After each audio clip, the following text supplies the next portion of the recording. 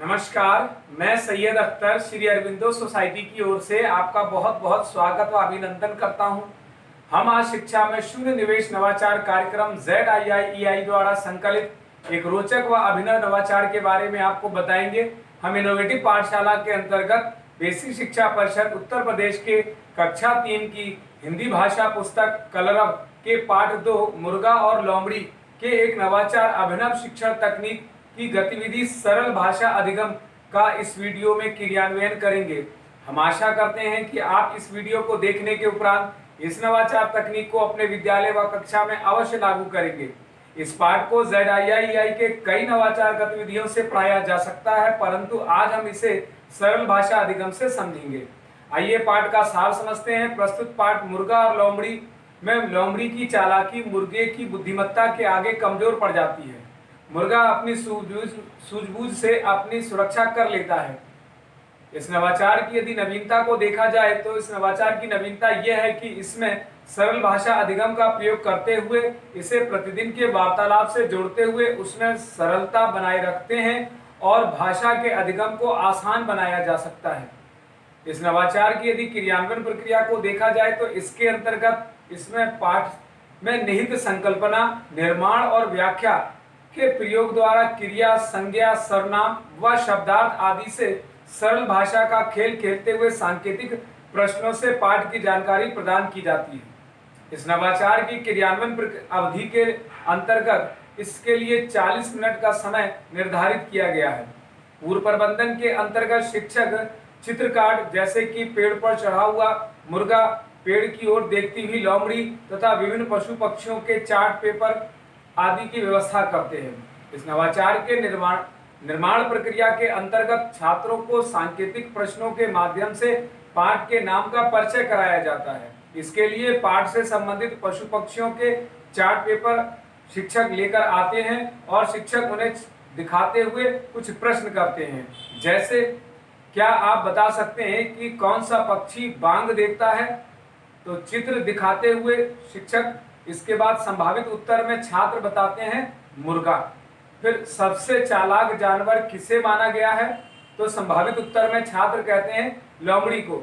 छात्र इस प्रकार के प्रश्नों का उत्तर बड़ी विनम्रता के साथ देते हैं। शिक्षक विभिन्न पशु पक्षियों की जानकारी के बाद छात्रों से पूछते हैं कि क्या आप बता सकते हैं कि आज हम कौन सा पाठ पढ़ने जा रहे हैं?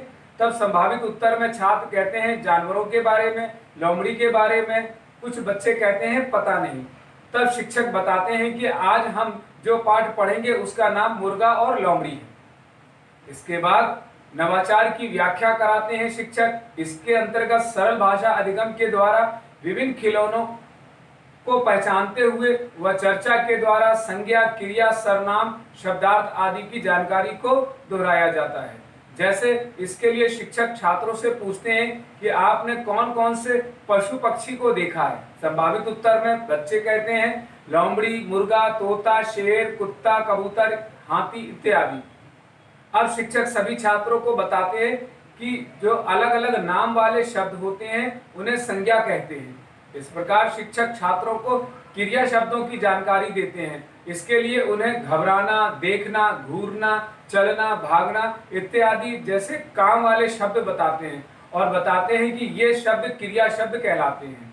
इसके बाद इस सर्वनाम शब्दों की जानकारी देने के लिए शिक्षक बताते हैं कि जब मैं, तुम, वह, उनका, इनका, आपका जैसे शब्दों का प्रयोग किया जाता है तो उसे सर्वनाम कहते हैं। अब शिक्षक शब्दार्थ के बारे में बताने के लिए पूछते हैं कि क्या आपने पाठ में कोई ऐसे शब्द पढ़े हैं जिनका अर्थ आपको ना मालूम हो या कठिन लगा हो? तब छात्रों के संभावित उत्तर सुनने के बाद शिक्षक उन्हें कठिन शब्दों के अर्थ बताते हैं। इससे उन छात्रों का शब्दार्थ बढ़ता है। इस प्रकार निष्कर्ष रूप में देखा जाए या कहा जा सकता है कि सरल भाषा अधिगम नवाचार गतिविधि से सीखने के छात्रों को अनेक प्रतिफल प्राप्त होते हैं, जैसे सुनी हुई रचनाओं की विषय वस्तुओं, घटनाओं, पात्रों, शीर्षक आदि से बातचीत करना, प्रश्न पूछना, निजी अनुभवों को साझा करना, अपना तर्क देना व प्रतिक्रिया को व्यक्त करना इत्यादि। साथ ही वर्णमाला, अक्षर, समान ध्वनि वाले शब्दों को पहचानना, उनको पढ़ना, लिखना तथा साथ साथ अभिव्यक्ति करने की क्षमता को भी विकसित करते हैं। सरल भाषा अधिगम से छात्रों में उत्सुकता का भाव पैदा होता है तथा वे विभिन्न प्रकार की कहानियों की बारीकियों को व्याकरण के माध्यम से समझते हैं। कही जा रही बात, कहानी, कविता इत्यादि को कहने की समझ भी विकसित करते हैं। इस प्रकार इस नवाचार में पीआरटी अनुपात का भी ध्यान रखा गया है और एनसीएफ 2005 के उद्देश्यों को भी पूरा किया गया है। शिक्षक पाठ मुर्गा और लोमड़ी को एक निर्धारित माह में ही पढ़ाते हैं। इस प्रकार इस नवाचार से छात्रों में गहन सोच के साथ साथ आत्म जागरूकता, सृजनात्मकता व पारस्परिक संबंधों का विकास होता है। इस नवाचार से छात्र अभिनव शिक्षण तकनीक को समझते हैं और कहा जा सकता है कि ये नवाचार वास्तव में एक अभिनव नवाचार है। ये नवाचार आपको कैसा लगा? हम ऐसे कई दिलचस्प नवाचार आपके लिए लाते रहेंगे। आपसे अनुरोध है कि आप हमारा YouTube चैनल सब्सक्राइब जरूर करें।